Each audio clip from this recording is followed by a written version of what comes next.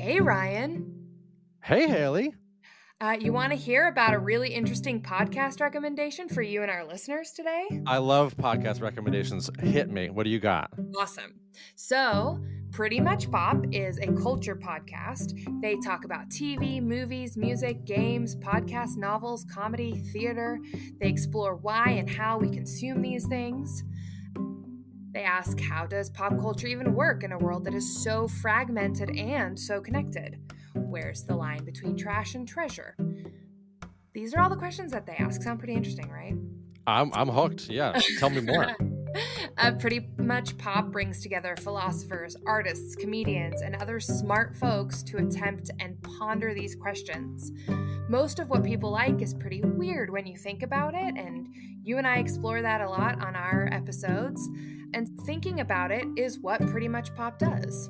Wow. Well, I am so excited to be sharing our listeners more podcasts that do fun stuff like what we do. So if the listeners are interested, they can find Pretty Much Pop, a culture podcast, wherever they listen to their favorite podcast, or find it at prettymuchpop.com. Yay! Welcome to Pop Psych 101, where we, licensed therapist Ryan Engelstad and licensed psychologist Dr. Hayley Roberts, break down and analyze how mental health is represented in movies, shows, books, and across the pop culture and social media landscape. We will determine what lines up with real life and what is just pop culture fantasy. This is Pop Psych 101.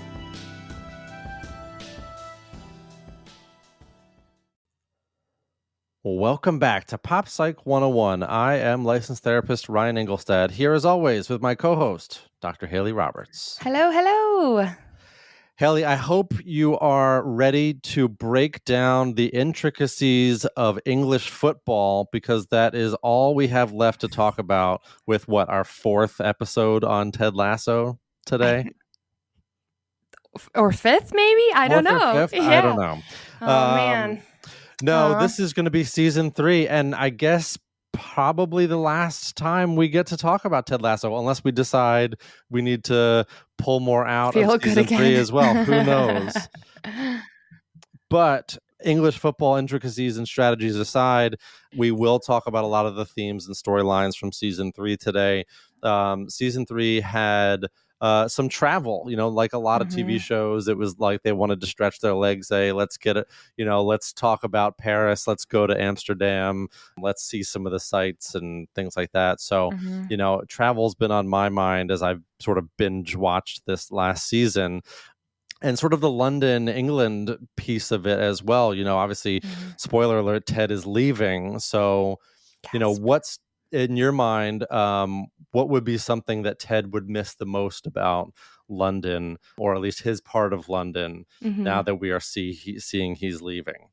I feel like the small town camaraderie of Richmond, like at the local pub, that's definitely a very British thing, is having like the pub on the corner. Yeah. And truly, it's just like pretty like neighborhoody usually, except for in the like more touristy areas. Sure. And Ted is someone who really likes relationships. So I think that's what he would like. And I've been to London more times than I can count. Lived there briefly as a child. And I love it as a place to visit.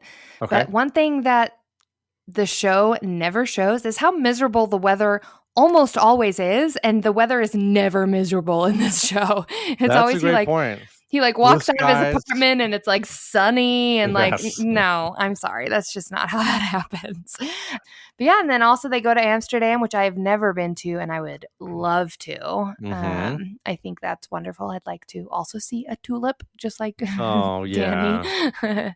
Tulip and a windmill. Yeah, how about you? Yeah, I've never been to London or England. I've been to Ireland, which I know there are strong feelings between those two groups and countries. So I can't claim that that those two places have so much in common. Wouldn't make any assumptions about that. But pub life was real, and we really enjoyed some of our pub experiences in Ireland.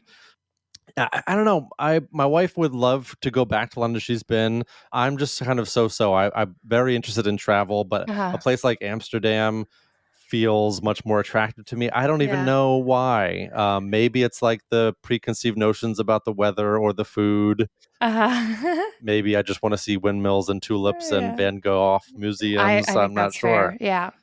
I Yeah, think, yeah, London, if you like history, it's got a lot of kind of cool, violent, weird history, sure. like the Tower of London Museum is cool, and there's like a dungeon tour and stuff like that. So if you like that kind of stuff and are intrigued by, the royal history of the country, Sure. I think it's interesting, and it just has a lot of like spaces and places that are much spoken about because it's London. Well, yeah, like the sort of cultural piece. As Ted kind of tells his mom, like you can't come to London and not see a football match, and I think that's what especially the episode where they show a match at the Etihad, which is where Manchester City plays, and they sing Blue Moon, and you just like get this like incredible cultural experience that I don't know if there are a lot of corollaries to, any American sports. Maybe going to see the Red Sox and singing Sweet Caroline, maybe, like yeah. maybe or maybe some that's college close. sports somewhere. Yeah, so that's actually probably a pretty good example as well. I've been to a college football game. There's definitely those sorts of vibes. But yeah, I think, I want to go to Wimbledon maybe. Like those are the experiences that I feel like I'd be more interested in. Yeah. That'd be fun. Yeah. So I don't know. London seems great. And I think they do a pretty good job of making it a cool place to go, whether the weather is actually accurately reflected or not. Yeah, that's funny. So let's do some traveling ourselves. Right after this break, we will talk Ted Lasso Season 3. Pop Psych 101 discusses mental health as it is portrayed in pop culture media. And because of this, we often cover sensitive topics that can be triggering for some listeners. We also delve into the characters and plots of these stories, and therefore, spoilers abound. So please, use your discretion as you listen to the rest of the episode.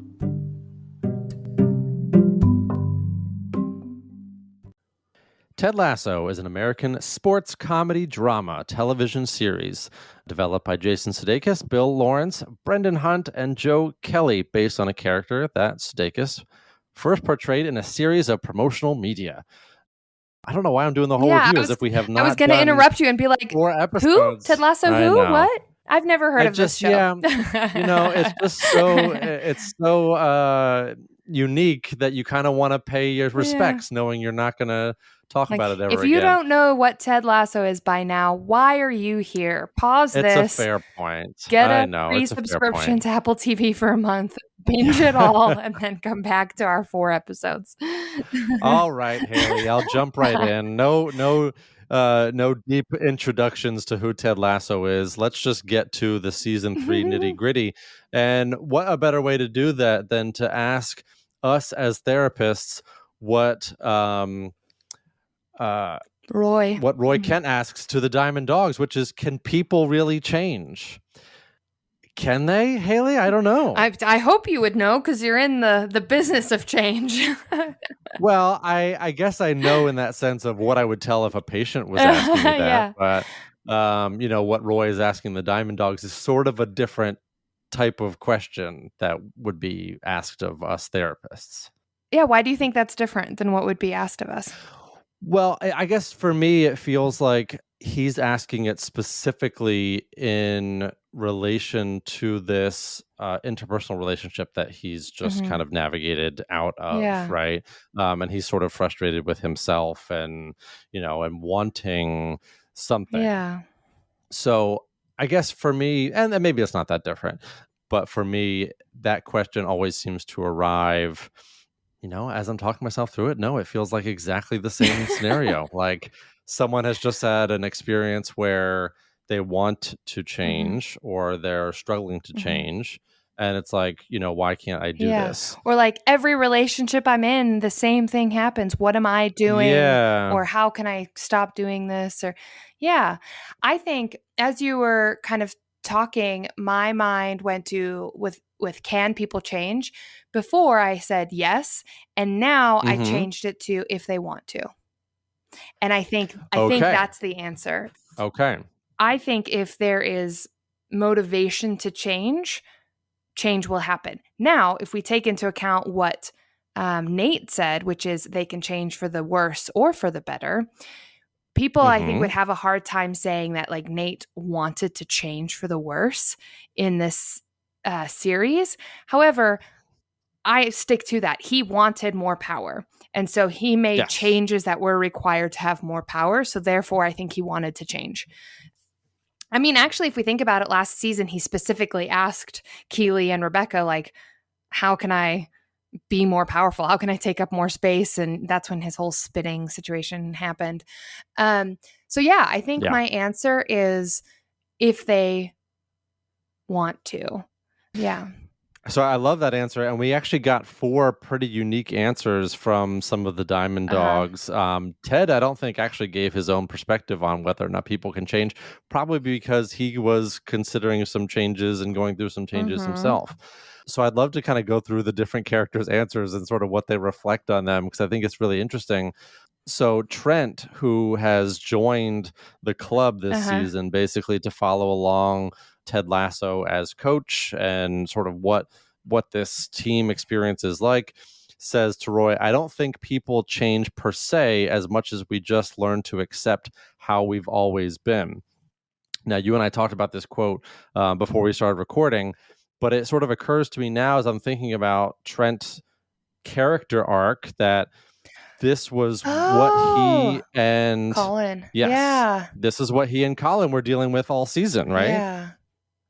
Okay, so I had a pretty strong rejection of that statement, because to me, when I first heard it, that suggested like, oh, well, you just got to accept that this is who you are, and like, sorry that you speak aggressively, that's just who you are.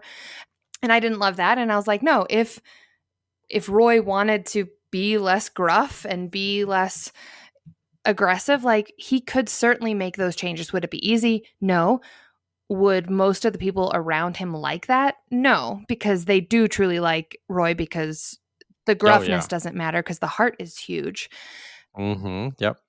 And when you frame it as you did with regard to like Colin and Trent Crimm, I feel that now his answer makes sense when you recognize where it's coming from, because for him, like Colin didn't make big changes, but he changed, right? Like he changed how he engaged with himself, how he engaged with his teammates, how he engaged with the world by the end of the season.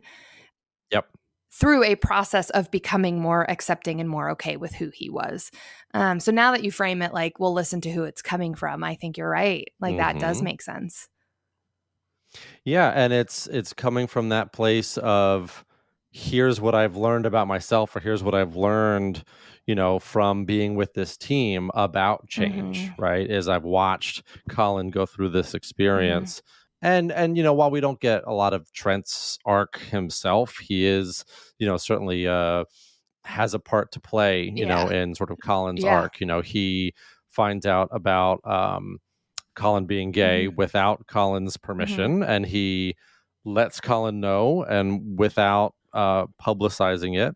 And that's sort of what Colin's arc turns into, is people finding out sort of without Colin's intention, and then Colin having to reckon with that.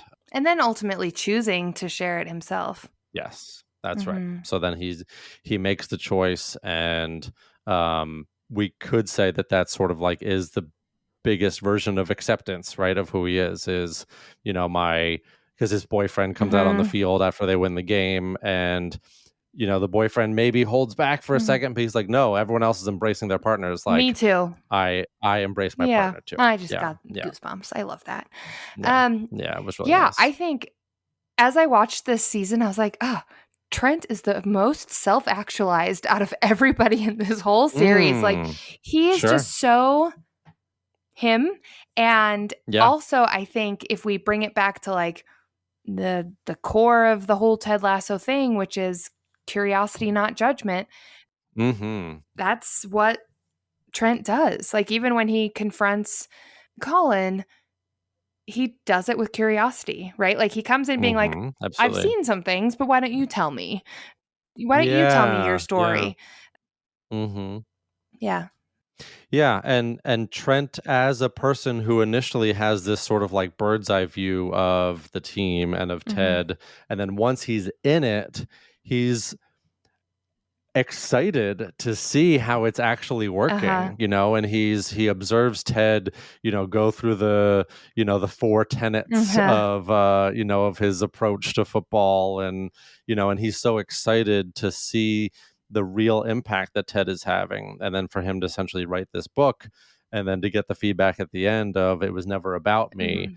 And for him to just like, yeah, of Mhm. course, and to roll with that, I think is a real nice reflection of Trent's Mhm. acceptance of Ted as a person, and he's not just Yeah. skeptical Mhm. of, he's actually kind of fully Yeah. embraces what's happening there. Yeah. And also a good piece of Ted's acceptance as well, right? Because he could Mm-hmm. easily have Yep. been like, yep, I was the coach. It was me.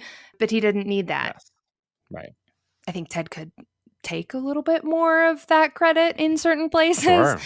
Yep. And I saw on the internet something that was really clever about ending it with that like note is that the show's called Ted Lasso. And so for him to say Yep. like change the name, it was never about me. I was like, oh, that's Mm-hmm. really like meta and really clever and Yeah, true, right? for Like, sure. yes, he Yeah. was Oh, one of the 100%. Yeah. characters. However, when people talk about the show, they talk about Keely and Rebecca and Ted and Coach Mm-hmm. Beard and Danny and Yep. Sam, Yeah. like they talk about everybody.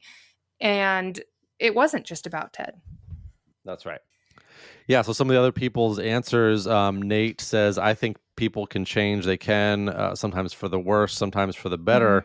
And you and I did a whole episode on Nate Yeah. because his sort of villain arc was so Hmm. interesting.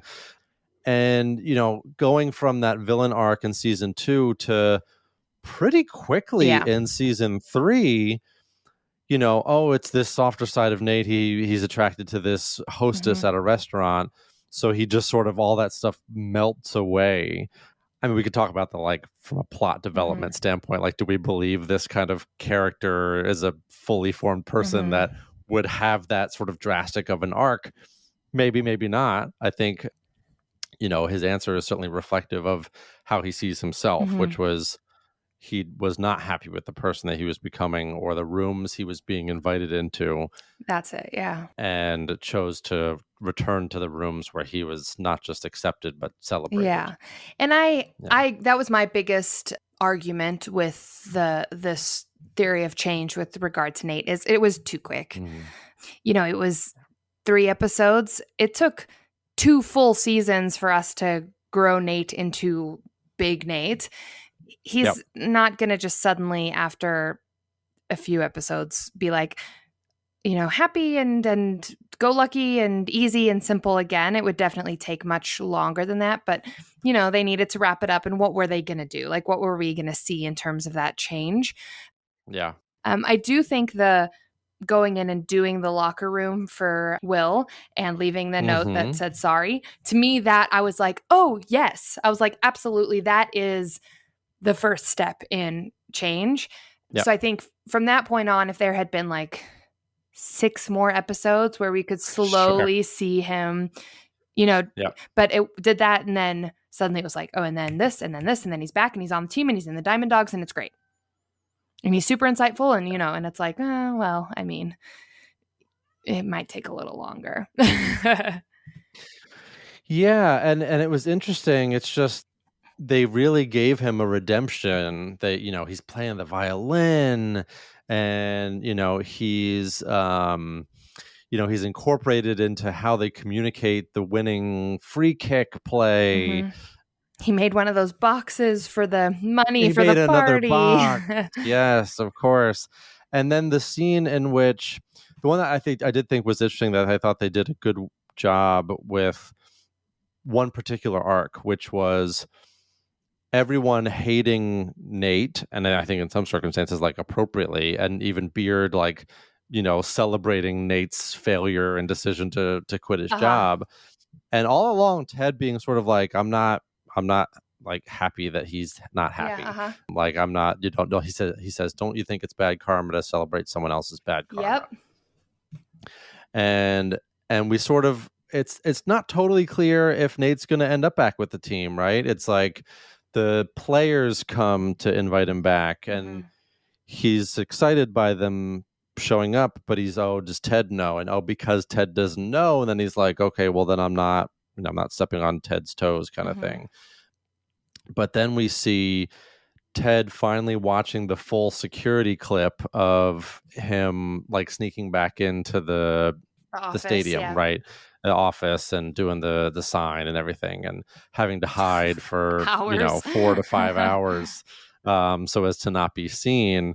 And then Beard, as he's watching that with him, sees himself essentially in Nate, and we learn some of this kind of really interesting background about Beard that I don't think up until that point was really revealed through the first couple of seasons. Yeah, we never find out. Like, I frequently was like, how do they know each other? Like, what's Beard's deal? What's Beard's deal? Yeah.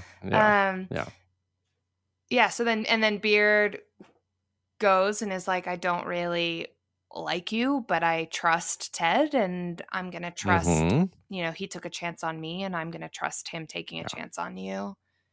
Yeah. I have always been a firm believer in,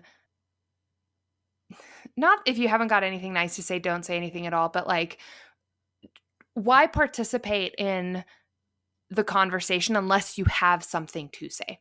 So, if Ted had said like, I'm really hurt by the fact that he came in here and ripped up the sign, and therefore I don't really want him on the team. Great.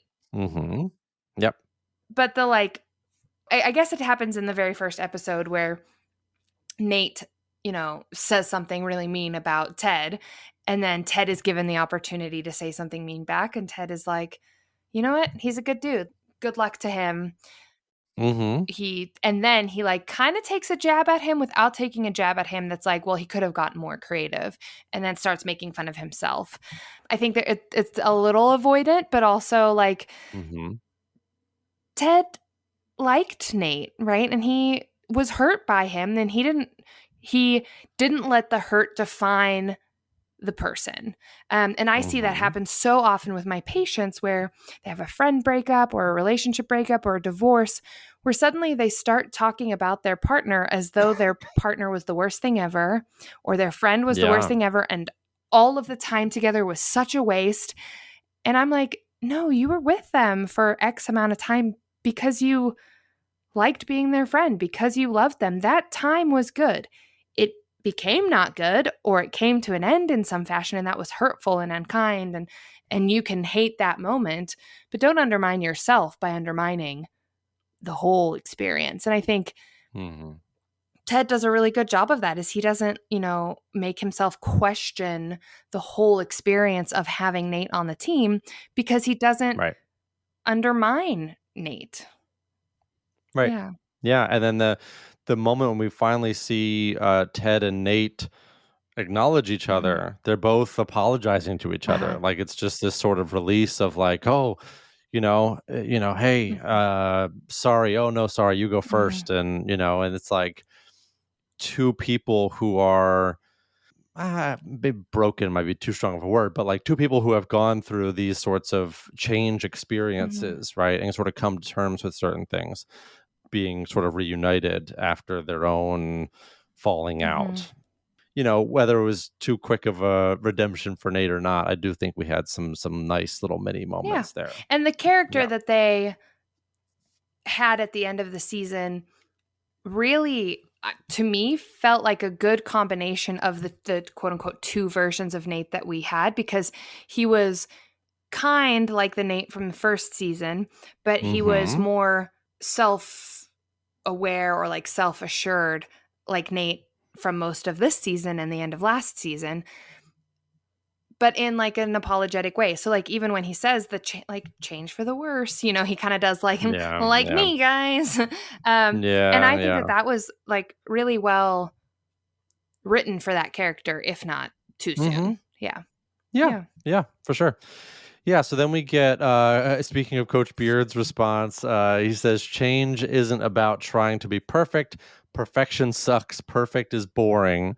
And then I really liked how they followed up that with like, but these other perfect things are great. That was funny. Oh, well, like this movie, I forget, I should have gone through all the references, but it's like, oh, the Mona Lisa, or, oh, and like these all these various examples. But then they come back to, but anyway, relationships and people, not Uh-huh. perfect. Uh-huh. Perfect is not possible. And you and I have talked about perfection Mhm. on the show before. People know where we stand on that, and that it's certainly not a healthy or useful framework. Mhm. When we're talking about change or Yeah, improvement. except for the way that then Nate uses it, where he's like, "Oh, but I have a girlfriend and she's perfect." And what I really love is that like, no, she's not perfect in terms of like, Obviously yeah, not, she's right? perfect in Yeah, terms of the way yeah. that Beard described it, which is like Mm-hmm. flaws and things like Mm-hmm. that. And I think that's what makes people perfect. Is like, you're like, you nailed it. Like you're so very To be human. perfect for me, Well, and perfect perfectly for the human, right? moment. Like Yeah, yeah, yeah, yeah. there's a whole movie. Actually, we should do this movie, Pleasantville. There's a whole Oh, movie yeah, about how yeah, like yeah. perfect sucks, and it's actually more Mm-hmm. perfect when it's quote unquote not perfect. Yeah. Yeah. Yes, flaws and all. Yeah. Yep. Yeah. So that's Beard, and we got, as we mentioned, some of Beard's backstory, and then we get Higgins coming in with the truth bombs. Higgins is sort of a fascinating character because He's also self-actualized, actually. yeah, and Yeah. he's always, we never really get any conflict. The most conflict we get is, Rebecca rushing in and making him spill his tea all over himself, and he doesn't He's a even little really bit get of a dope, mad. yeah. Yeah, yeah, yeah. So Higgins says human beings are never going to be perfect, Roy. The best we can do is keep asking for help and accepting it when you can. And if you keep on doing that, you'll always be moving towards better. I mean, that's pretty good. Yeah. It's hard to That's argue with therapy. that, Higgins. Yeah. Yeah, yeah, Yeah, yeah. Higgins. He's lovely. Yeah, and he's just, that sort of constant, Mhm. right? He's reliable in that sense. And I think it touches on a broader theme of Ted Lasso, which is that willingness to seek help. Obviously, we talked Uh-huh. about season 2 and therapy, and the characters' occasional willingness to open up to one another, Mhm. whether it's Rebecca to Ted, or Ted to Beard, Mhm. or Roy to Jamie, or vice Mhm. versa. A lot of really cool moments like Mhm. this where, in opening up and seeking help or support, characters are able to grow. Yeah. Yeah. Yeah, So thank you, Higgins.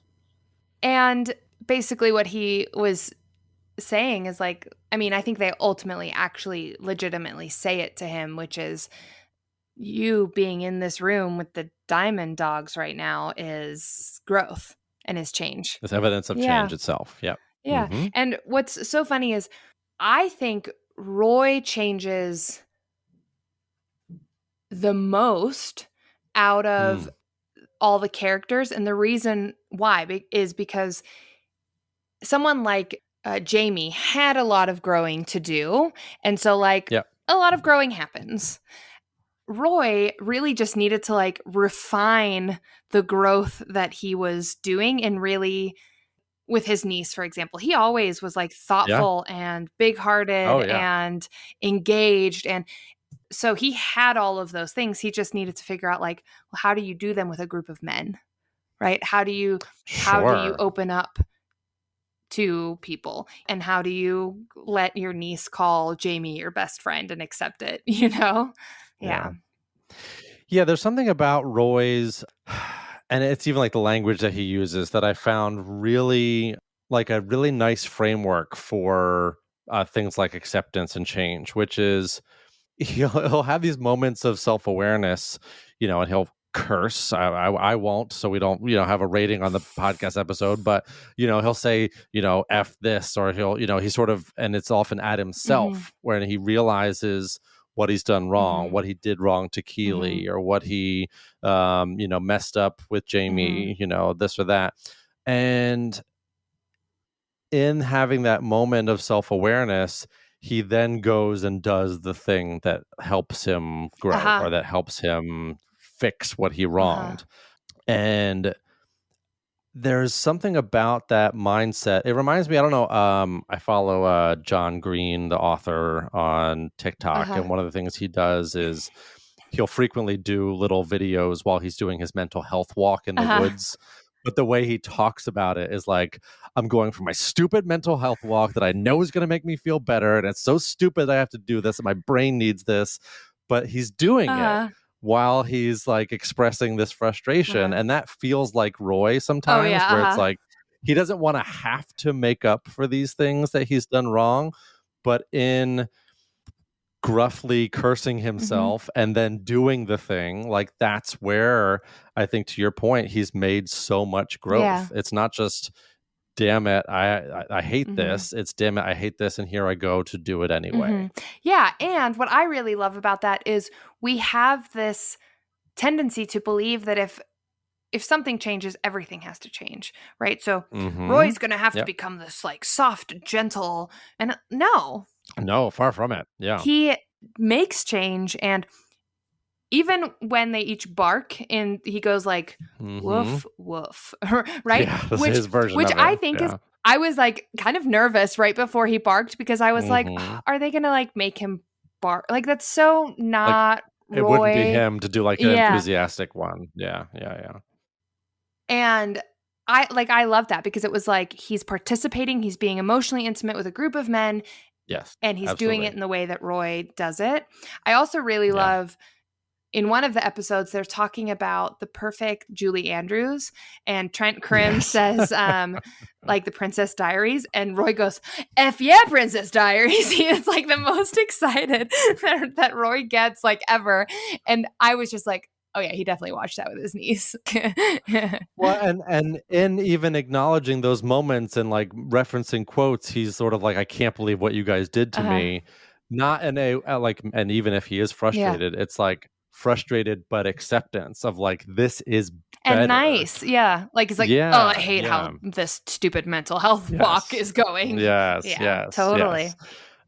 Yeah, and we see another example of Roy's sort of growth is when he's doing the press conference after the game, in which the captain like goes into the stands because a slur was spoken, and Roy tells the story of his own sort of experience, a similar experience that he had, and wow, just like seeing him do that when he sort of had the little talk with Rebecca about how he kind of has to man up, and maybe not the right phrase, but like he has to go for what he wants. And if what he wants is to be there for people, then, bloody well go for it, is kind of what she tells him. And this is a great example of that. And I think that's why you're right, that he, along with Ted in some ways, is really one of the largest sort of character arcs of the show. Yeah, I agree.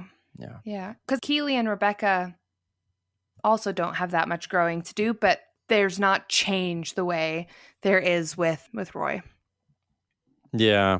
They both have sort of relationship shifts that they experience, both over this season and the 3 seasons in general, Rebecca and Keely. But that's where we see their like lessons learned, right? Is sort of this sort of framework of family versus the importance of relationships. And I was happy actually to see that Keely didn't have to end up with anyone. Agreed. At the end of the season. Yeah. And I think partly I like the representation of that, of, she don't need no man. But also, as a fan of the series, I think I would have been upset whichever one she ended up with. Like, if she had ended up with Jamie, I would have had so many opinions about it. And if she would have ended up with Roy, I would have had so many opinions about it. Yeah, either way. So I think, like, writing wise, it was a smooth move to be like, no, Keely, like you don't 100%. need anybody. Well, and even having them beat each other Uh-huh. up is like, yes, these are still two men who are figuring out their own Uh-huh. stuff. You know, they're not necessarily in a place where Yeah. they're going to be the right partners, and Yeah. that's okay. Well, and what's also Yeah. so funny about it is then they came to her and was like, we had this brilliant idea that you could Yeah, choose. right. And she was like, wait, so you guys are still making a decision for me? Like, yes, please And kick she's them like, out of the I can house. choose? Yes. And they're like, yeah. She's like, great, Yes. get out. Right. Yeah. Yeah. Yeah, so we see a lot of really interesting arcs, and I think we'd be remiss to not at least touch on Ted's sort of major coming to terms with something this season, which I think was best represented in the Moms episode. So we get a classic sort of sitcom trope, that being mom showing up out of nowhere, and then mom having to interact with every single character on the show. And a pretty good representation of a Midwestern mom, just like, and the detail that I did love is, because I think this is something that's not necessarily specifically to Midwestern moms, but just like moms in general, which is like, I'm going to tell a story about my son or daughter from childhood, and like, it's not at all reflective of reality, but it's a great story, and I get to be the narrator person telling this great story. Yes, I was like, oh my god, that feels, I don't know if it's uniquely American or uniquely what, but it was like, oh wow, because you can even feel the embarrassment of Ted, like having to deal with this, you know, with all these people that he's obviously established a certain image with, right? I don't know that my parents tell embarrassing stories about me. Maybe I just need to wait a couple more years. Well, right, or maybe you're just you're not around for the stories they tell. That's true. I'm just perfect, okay? There's no stories to tell.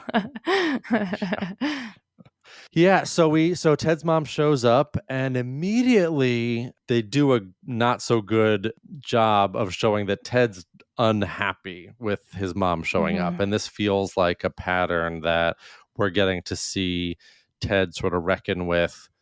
Okay, mom's here, something's up, but she's probably not going to tell me, so I just gotta make her comfortable. Of course, mom, come stay with me. Of course, mom, come meet all my coworkers. Of course, mom, like, you know, tell all these stories about me. And he only sort of very lightly pushes back against any of that until the breaking point. And we see Ted finally confront her, you know, in a very, again, sort of well-written confrontation, in the sense of like, I love you, but also screw you for this and that. Yeah, thank you and F you. Yes. I was going to ask you what you thought about that scene, because that's the sort of thing that we might try to prep a patient for, like, hey, you ready to have this conversation with mom? Like, she's only going to be here so much longer. Like, is this something that you want to do? So what did you think about that scene and the sort of confrontation arc that we saw with Ted and his mom? I love that. Yeah. Again, that all or nothing thinking that so many of us get trapped in. We think if we are upset with our parent about something, or we don't like something they did when we were growing up, or we don't like how they handle certain situations, that suddenly means that like there's something wrong with them as parents, and or that we don't love them, or that we're not grateful for the parenting that they did, or what they gave us. And that's simply not true. Both things are true. And that's what happens in this scene. Is he is both like, thank you for all these wonderful things you did and these wonderful ways that you were a wonderful mother, and also here's where you screwed up and it screwed me up, and I'm angry about it and I'm frustrated about it, and thank you for all these wonderful things. And then she does it back at him. And I think that what I really liked about that is and we can blame Freud, but there's like so much narrative about how parents, let's use the phrase screw up, it's not really the right term, but the way parents screw up their children, there's seldom narrative about how children screw up their parents.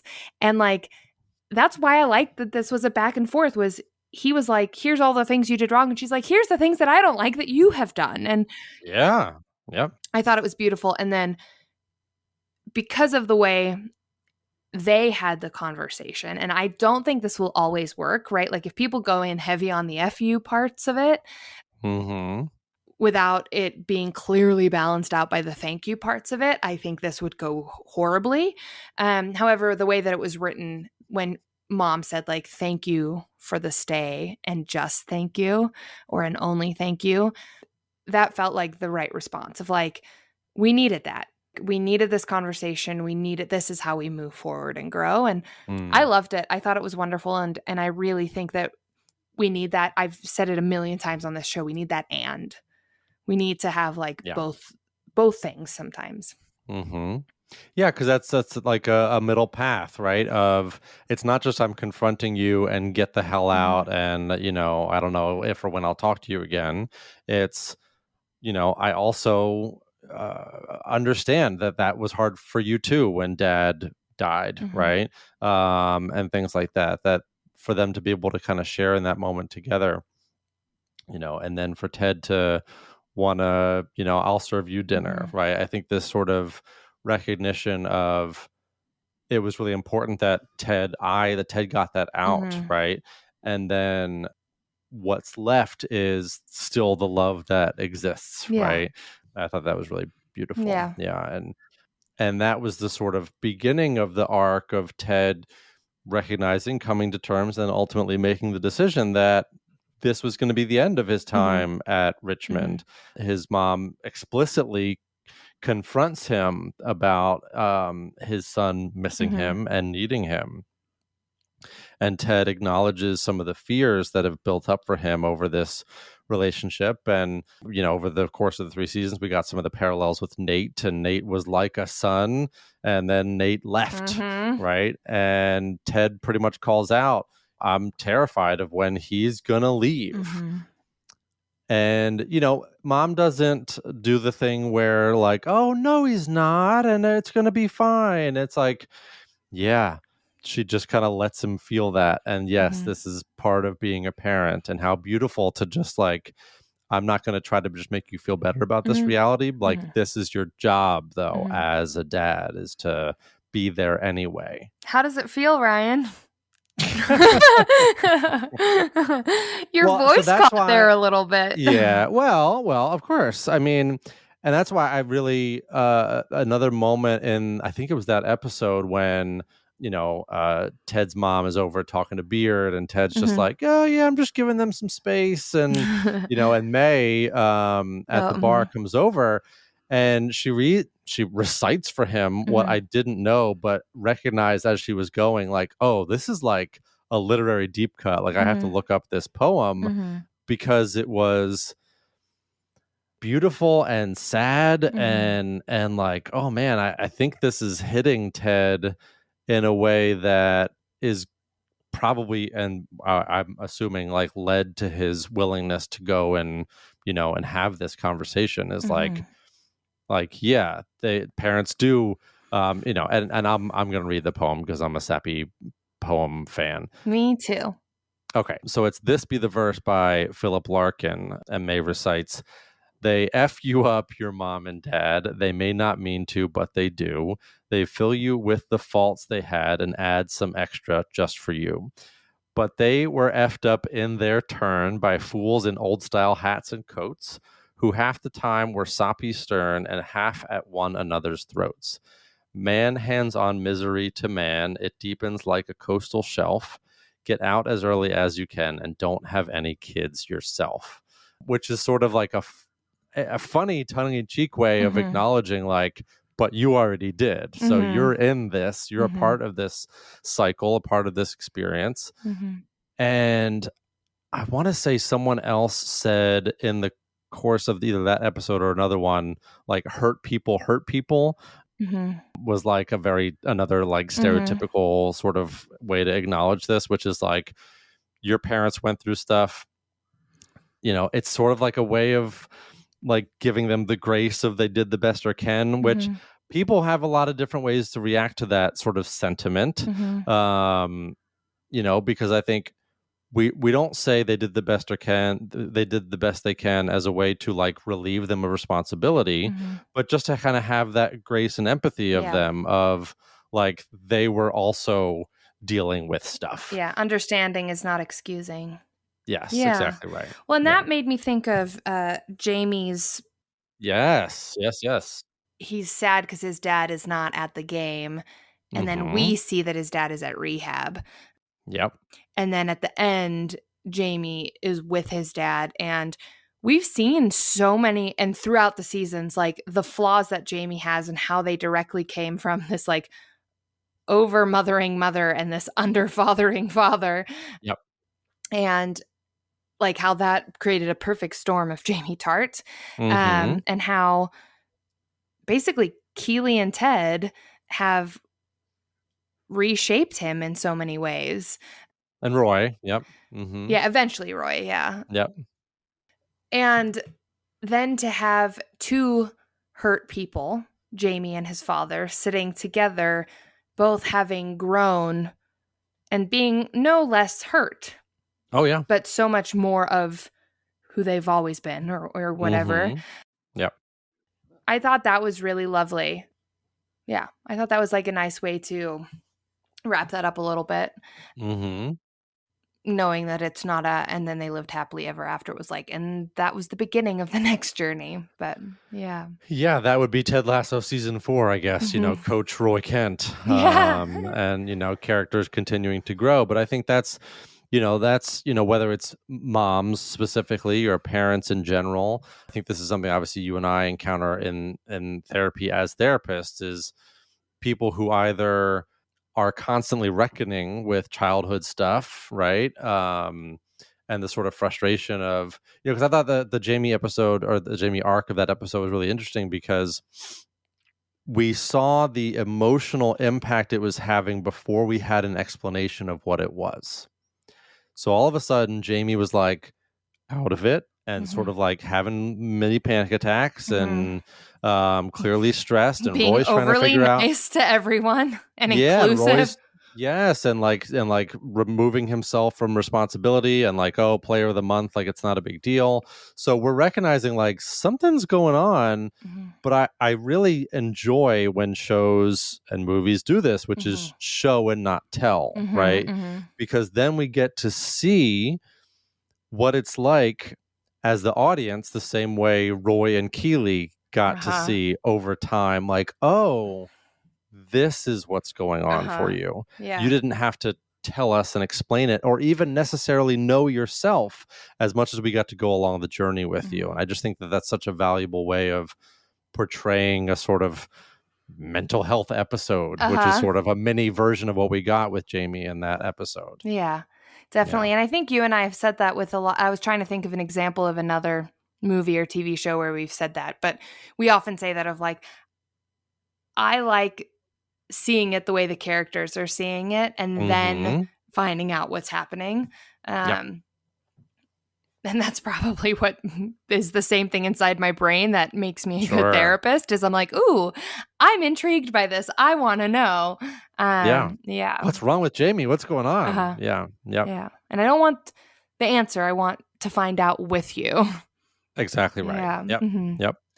Yeah. So there was a lot of change and a lot of arcs that we got to see these characters go through. And we could go through almost every player on the team, in some Yep. ways, shapes, and Mhm. forms, right? I think of Sam as a good example of that, right? We see some mini arcs that Sam went through with his dad visiting and with the restaurant, and then with not being chosen for the Nigerian national team, and and things like that weren't necessarily like a full character arc for Mhm. Sam, so much as just like Sam is a full person Yeah. dealing Another with human really event. intense. Yeah. Yeah. Oh, and then Jamie wore Sam's number. Oh, Yes. Jamie. Yeah.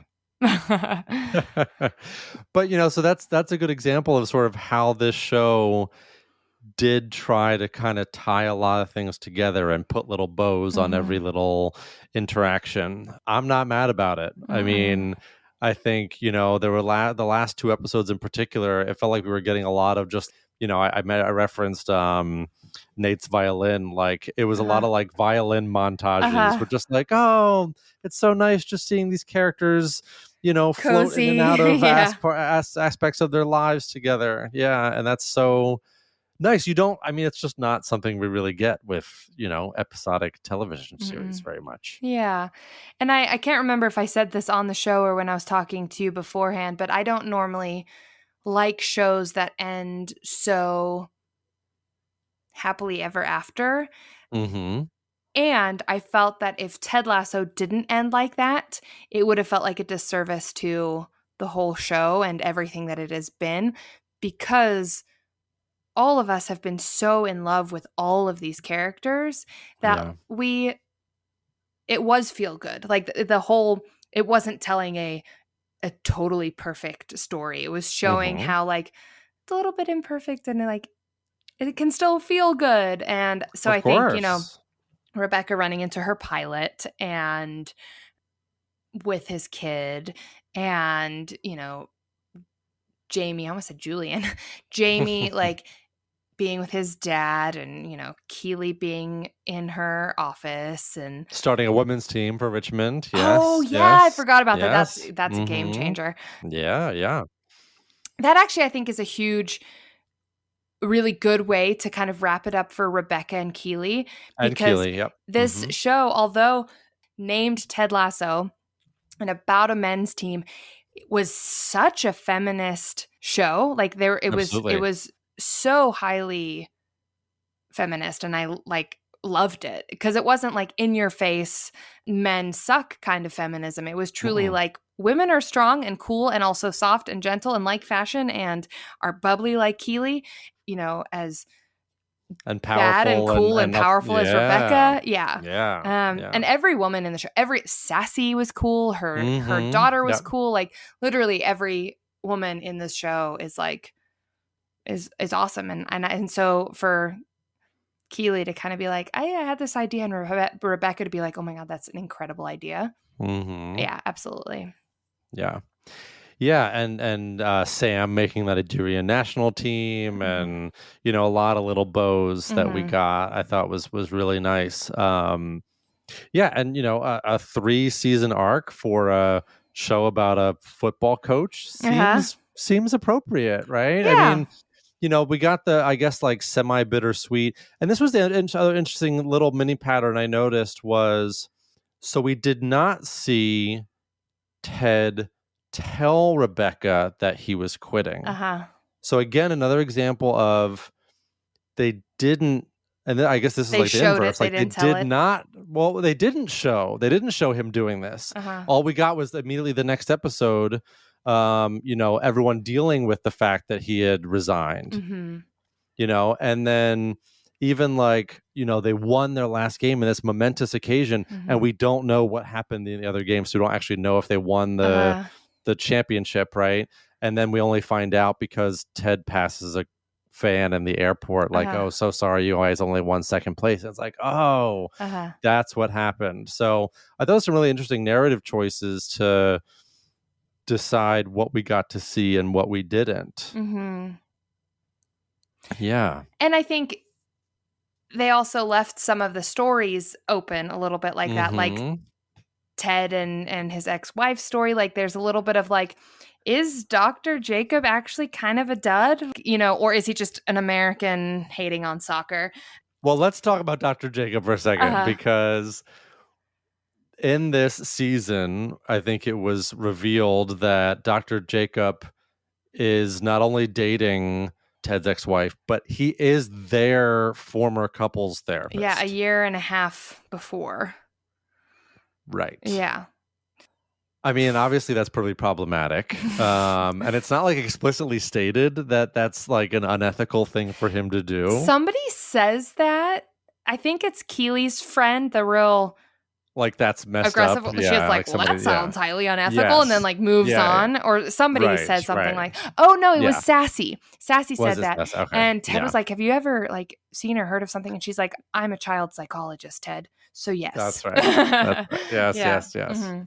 Yeah. So it sort of does get called out, but it also just sort of is like very, I don't know, accepted, normalized. It's just like, yeah, he's, and like that sucks, doesn't it, Ted? Yeah, it's just like ick factor, but fine, and it's like it's Ted's problem more than a problem. And I was like, we're not gonna like. This is not okay. Yeah, like we're not gonna Who's calling address his this regulation board. Yeah. Right. Yeah. I mean, particularly a year and a half is certainly not enough time. I don't think any time is enough time. Right. Particularly a couples therapist. Like, to me, Mhm. that feels wild. Like, I was there for your relationship separation, or I was there for your attempt to rectify your relationship, and Yeah. now I'm dating one of you. And during that time, it made me so intrigued by you, the individual. Like, how invested was I in the work that we were doing? Yes, you know? right. And was I on the side of the relationship, or was I on the side of the relationship ending? Yeah. And I do think that, like, maybe like 10 years out or something like that, you run into each other at a coffee shop and like, oh yeah, I vaguely remember you all. Like, sure, right. You know, reintroduce yourself, start chatting, find something in common, maybe. But this timeline, like, absolutely not. Not okay. Ugh, creepy. Yeah. But yeah. But he's sort of just like a creepy stereotype of a guy who, you know, the more we learned about him. Yeah, I appreciated that they left that ambiguous, that it wasn't like the ex-wife and Dr. Jake also at the front door waving hello to Ted, that maybe, I'm assuming Ted wasn't like moving back in, but he's... Yeah.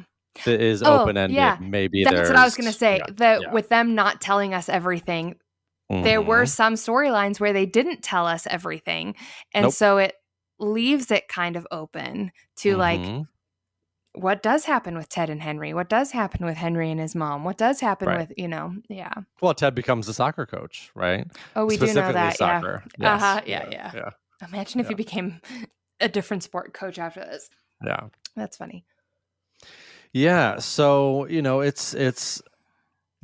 was really cool for us, I will say, just doing this show, covering 3 seasons of one show, because we really got to, we don't always get to do this, like, see full arcs and see how the show addressed things over time, learning lessons or not learning lessons about how they've decided to portray things. And one of the bows that we got was the therapist being brought back to the team and being, I think, like the director of mental health and wellness. I think her little nameplate said, with her own office. Of course, yes, because we got to see her, you know, cheering on the team during their last game there, and for them to bring her back, I thought was really cool. Yeah, and it almost, in my mind's eye right now, it looks like like Rebecca's office that she had, but that may not have been it. But in my mind's eye, that's how it's. Yeah, what I also think was really nice about this show is because it was, even when I guess it was occasionally explicitly about mental health, it was very much about like the human condition. And so, let's say like Friends, like that had seasons upon seasons upon seasons of character change and growth, but it wasn't really about them. It was about like the events that happened in each episode. With this show, it was about them as human experiences and as humans engaging in the world and with each other. And I think that made it the perfect show, A, for people to fall in love with, because you fall in love with their story.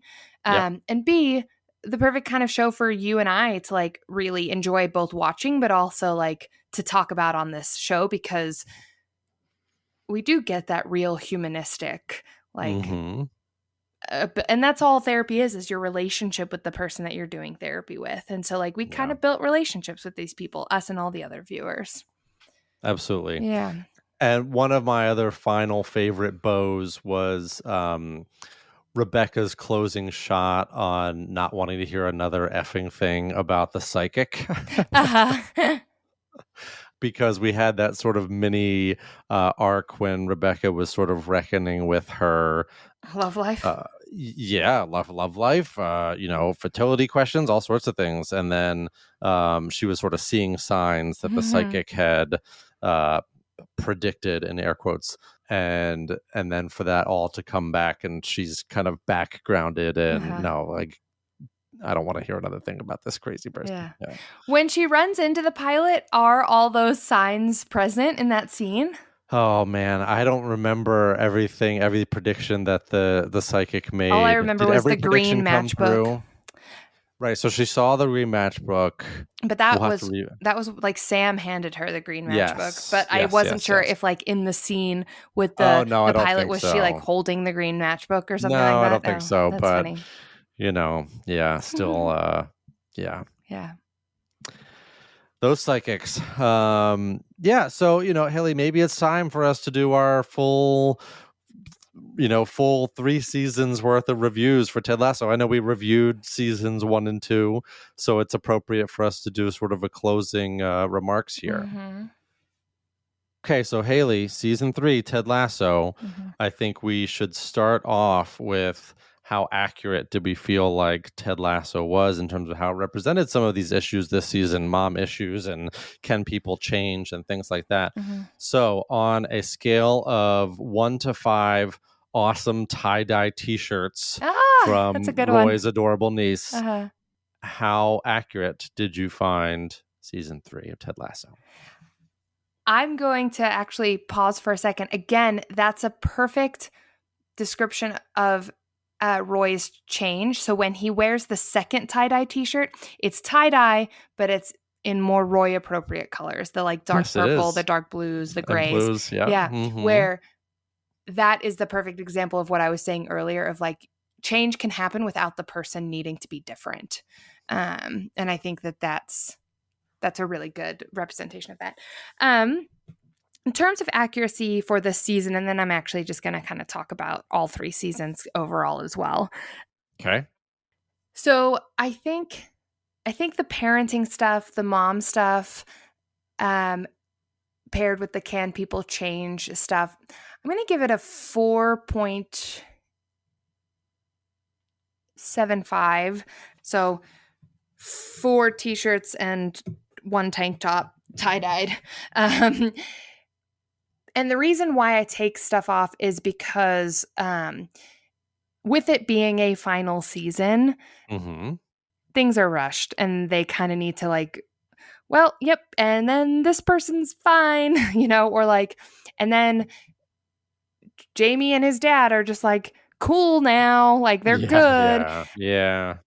So there is a little bit of like that bow tying that suggests happily ever after when that's not how relationships work. There's no happily ever after. It's like happily for now. And we'll continue to grow and all those things as long as people keep working on it. So I think that's why they lose points for this season in these topics specifically.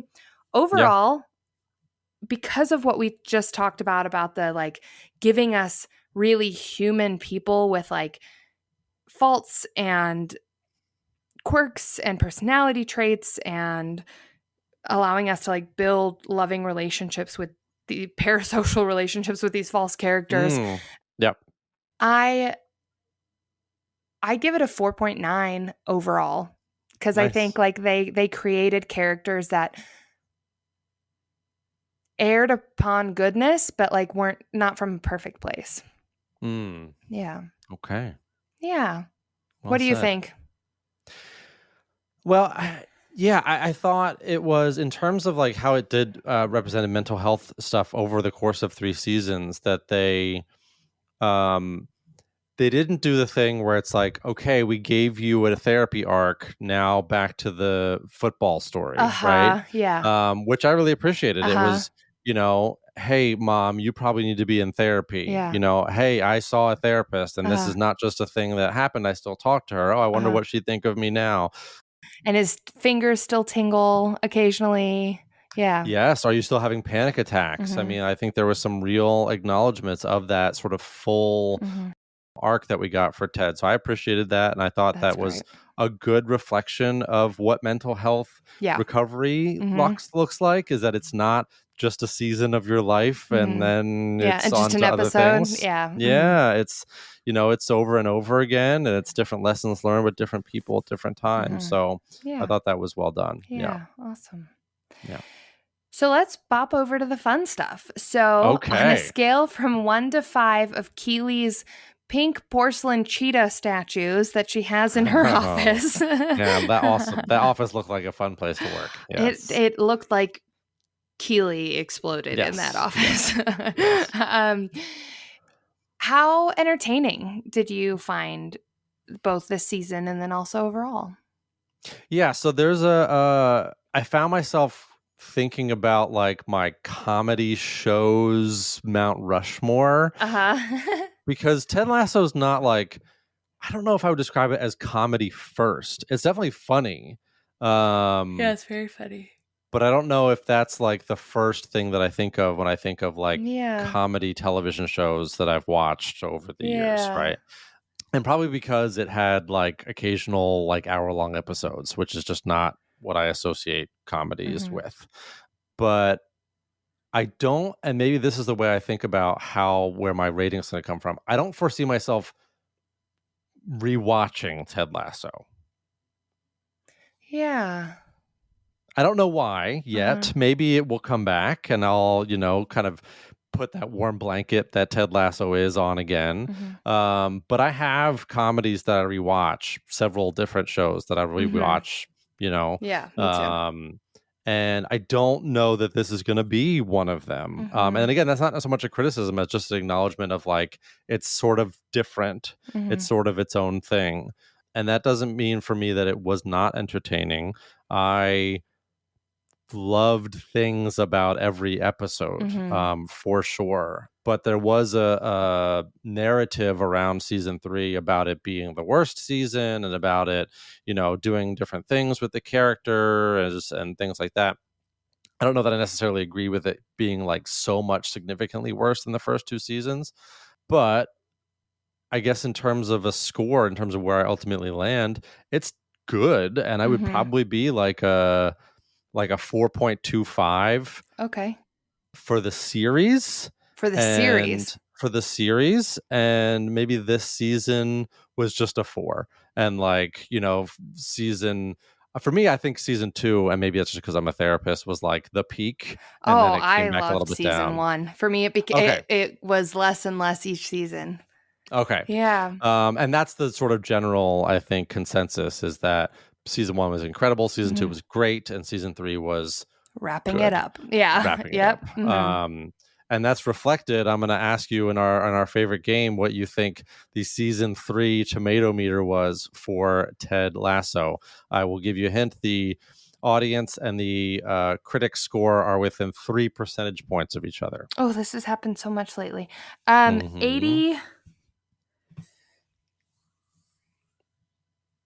89%.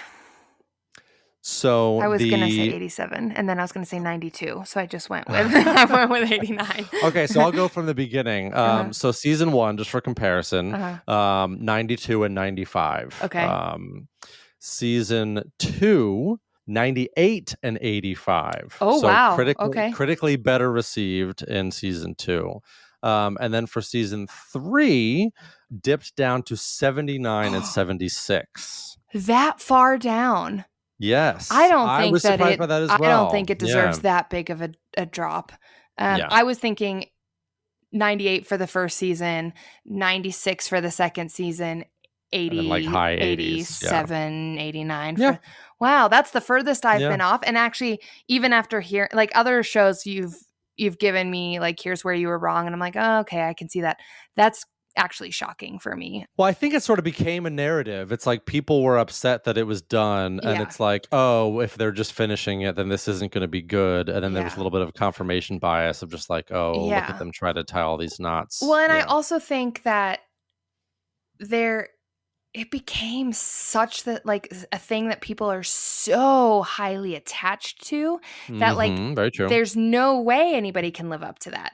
And Like a I think satisfying yeah, when you said you conclusion. wouldn't Yeah, watch it again, I was kind of thinking like, well, I mean, I rewatched season 1 and season 2 because we recorded episodes right. before the following season rather than at the Mm-hmm. end of the first season or at the end of the previous season. And so I rewatched right before we recorded and I enjoyed the rewatches. But Sure. I think that there is something about it that, and I say surprise, there were never any like, ooh, surprise. But Sure. the unexpected surprises were partly what made it so wonderful. And when you like, Mm-hmm. when you know Jamie's going to wear Sam's number, or when you know Sam is going to cover his jersey and the rest of the team is going to too. It takes Yeah. away from it a little bit. Sure. Yep. That being said, that episode, the Sam covering his jersey episode, made me cry both times. But yeah, like that, I don't think it should have dropped that much, but I also get it. Yeah. So there we are, a 3-season arc of a show that did a really intentional and we would say mostly good job of representing Yes. some complex mental health issues. So Yeah. kudos to everyone involved with Ted Lasso, and we look forward to more shows, giving mental health the attention it so deserves. Yeah, and Apple Plus is just nailing it lately. So they're rolling. Yeah. We'll see what's next. Okay. Please follow us at PopPsych101 on the socials, and we will talk at you soon. Bye. Bye. I wondered if you were going to do the bye.